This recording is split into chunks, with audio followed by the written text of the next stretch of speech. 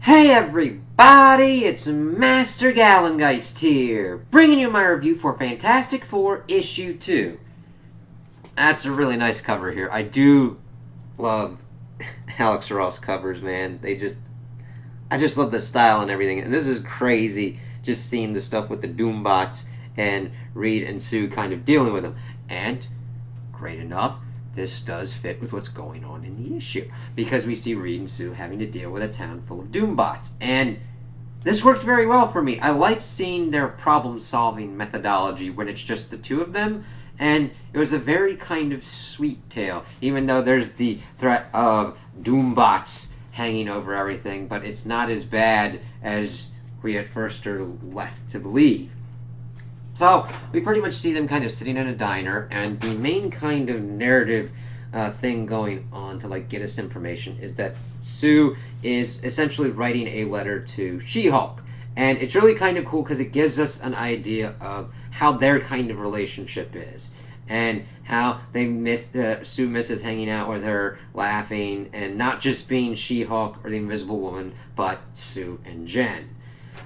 And that there's more to what they're saying, of what's kind of going on, and then just shared the most on Reed and him just pretty much talking about the nutritional information on a sloppy Joe, and it's him calling it a sloppy Joseph, and her talking about how that's what the coleslaw's for, saying that she loves the man, and it's yeah, and talking about how Reed blames himself, and I understand, I'm glad that we'll be getting some information on that, but that's a thing that I kind of would connect with Reed, be yeah, even if it's not really something, if it goes out of control, you're kind of going to blame myself for it. He's he keeps talking about, there's some error, mistake I made, and she's no, it's nobody's fault, or it's all our faults, but it's not your fault.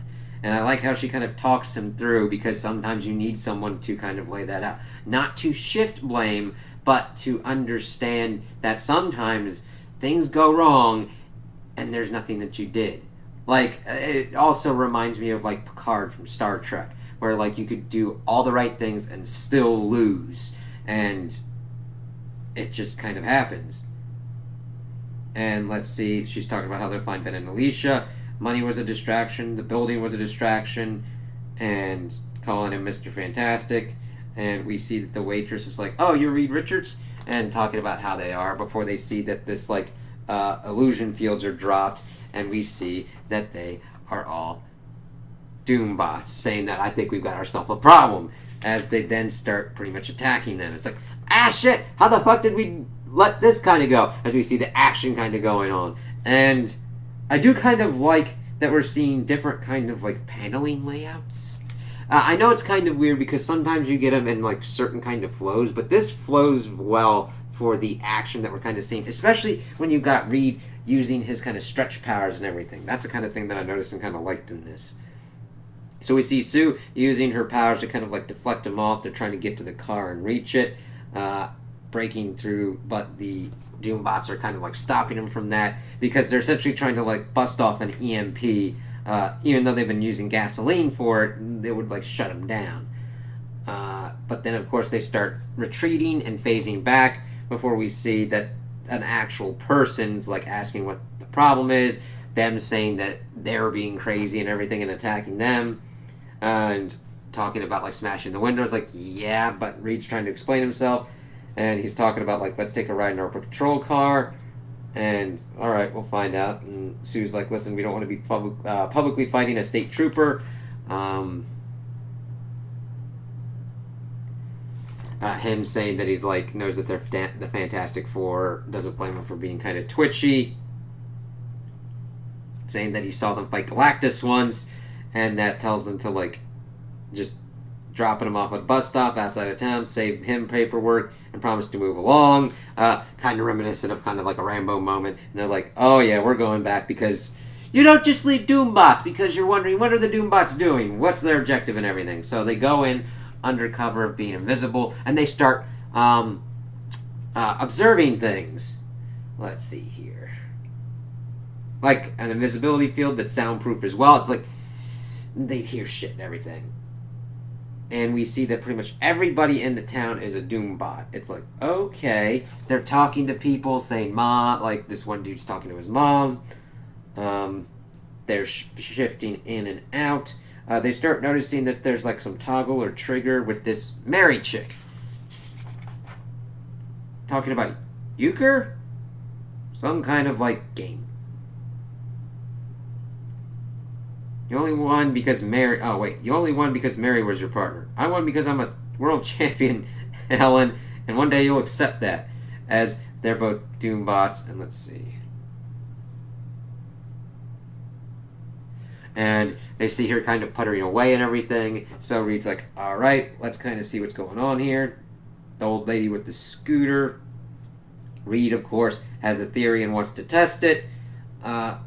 And of course, she's talking about how Reed's more comfortable around the predictable, deterministic. People's skills aren't his strong suit, but Doombot presenting as a person, he can work with that. So he decides to shift his face around, which I always like seeing different kind of uses of their powers, and this is a kind of cool one for the for Mr. Fantastic. Be like, yeah, he's got stretchy powers, so he can stretch his face in different kind of configurations.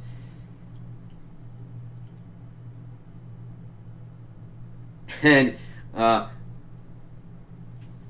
they're kind of just getting careful, talking about it, and Reed's like a Doombot is our second threat only to Doctor Doom himself. And for anyone else, that'd be a figure of speech, according to Sue, but she's seen him decompress after missions by carefully and thoughtfully updating his threat rankings, because of course he would, and interestingly enough, I would be like, granted, I don't know if I'd go that far, but I would definitely have a kind of threat ranking if I was in a superhero kind of thing. And he pretty much brings up the name of Victor Von Doom to see if that kind of like triggers her or whatnot. And she stays outside because she doesn't really like being invisible inside people's homes without them kind of knowing, as it's kind of like home invasion-y to her. And evidently the Doombots have homes. And evidently this old lady knows Doom. And she's like, oh yeah, he was a student immigrant. Never asked about the family. See that he was struggling. She knows it's hard when you're new and don't have anyone, so she started offering him meals here and there. So focused on his work, he'd forget to eat. And I'm just thinking, this sweet old lady was showing a kindness to Victor Von Doom, which is important because we then see that this actually affected him in a way that did this whole kind of scenario. And she didn't mind. It's nice to have the company. Her and her husband didn't have kids, and she always hated cooking for him. Not for him, but just for herself. And Victor told her that he'd repay her one day for her kindness. Every meal he promised, he'd swear. And she's like, he's so intense, so considered everything being fair, being just, which you do get out of Doom. However, he kind of goes way beyond on a lot of shit. And then, of course, there's this certain kind of crazy stuff of, like, dealing with, like, hell magics and everything, and, like, the stuff that we see with the multiversal ones. But that is a core kind of part of Doom. It's like, yeah, I gotta get that. And then one day he disappeared, and she never heard from him again. Of course, this was all decades, and she kind of wants to know how he is. And Reed tells the truth from a certain point of view, that he's remarkably effective in his chosen line of work.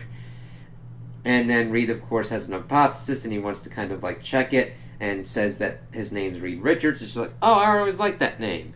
And he then, wants to go check out with Sue, and he does it in the most Reed kind of way possible, just, like, not being really able to lie too much.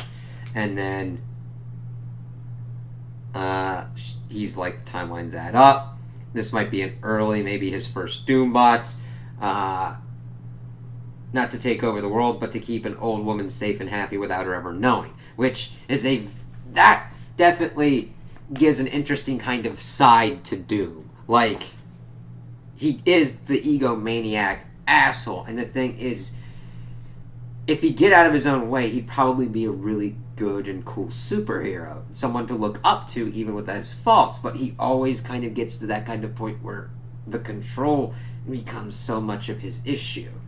And it's kind of cool to think that this woman helped him, and he did something to try and help her. And then he's like, he couldn't think that they'd have to build all of them. There's hundreds here. They could be like self-reproducing. And then it just kind of gets out of hand, and over the years they gradually grow in number, displacing other residents until the whole town's made up of them. And that programmed to hide their true nature, but still hard-coded to destroy the Fantastic Four. But they stopped attacking when they risked revealing themselves to an outsider. Mary's the priority one. So they're like, okay. He then brings Sue in, and Sue's able to feel another Doombot field, sees that she's a Doombot, which is like, what the hell? But not just any kind of Doombot. And it's not kind of freaking her out while they take her face off, and we see that she's like, oh, let me call you a doctor. And what kind of happens is, okay, Mary's their first priority. So Reed does like a disgusting thing of like going out throughout the whole kind of thing and sees that there's a human inside there, that it was Mary, and that one of the last kind of things that this Doombot did was to like incorporate her into itself, because Mary's their first priority. Like, she was getting older, frailer, probably hurt one day, and it's programmed to protect her. It doesn't have a choice. It's facing failure, so it brings her inside itself, turning its innards into like a mobile hospital, and Mary dies anyway. And like overwrites its own personality with Mary's, which is like, damn. And that this whole kind of thing is for someone who's been long dead, which really kind of sucks. And then we see someone burst through, kind of seeing what's going on, sees that going on, and sees that their first priority in their programming is done. So they revert to destroy Reed Richards, and the Doombots keep kind of like going at him. And we see the action going through, Sue doing some awesome shit. I really love the artwork for what they've got here and their take on Sue and Reed.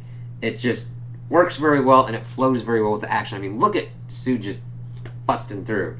And of course, she's able to get to the car and set off the EMP. And they start looking through, and we see that they even get to a point where they have pretty much killed other Doombots to keep up the illusion. And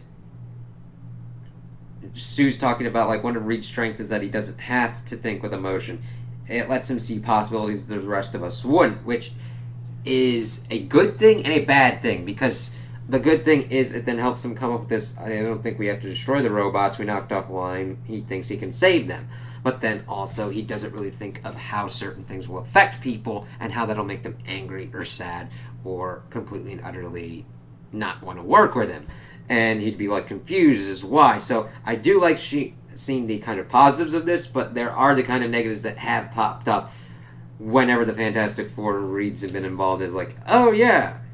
So they alter each Doombot in town one by one, and they take the last vestige of Doom that could control them and just let them be, because they've essentially been human and been doing all these things for all these years, and that they'll live like us and one day die like us.